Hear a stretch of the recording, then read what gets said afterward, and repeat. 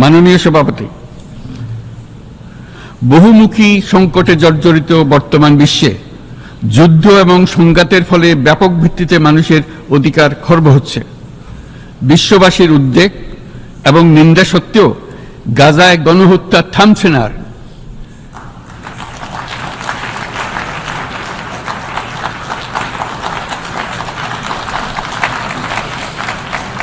ফিলিস্তিনের মতো বিদ্যমান বাস্তবতা কেবল আরব কিংবা মুসলমানদের জন্যই উদ্বেগজনক নয়, বরং তা সমগ্র মানব জাতির জন্যই উদ্বেগের বিষয়।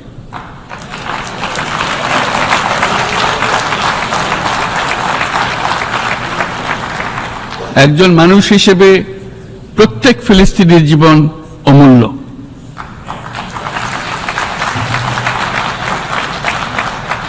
ফিলিস্তিনের জনগণের বিরুদ্ধে যে মানবতা বিরোধী অপরাধ হচ্ছে তার জন্য সংশ্লিষ্ট সকলকে দায়বদ্ধ করতে হবে।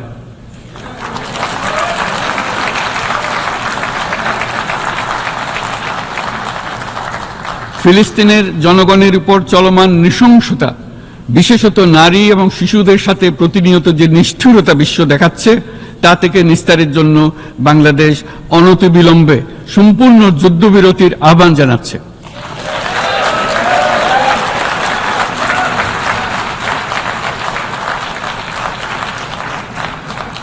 দ্বিরাষ্ট্রভিত্তিক সমাধানেই মধ্যপ্রাচ্যে টেকসই শান্তি আনতে পারবে।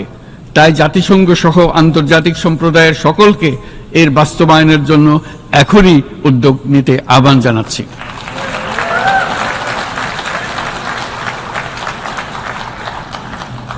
গত 2.5 বছর ধরে ইউক্রেনে চলমান যুদ্ধে বহু মানুষ প্রাণ হারিয়েছে।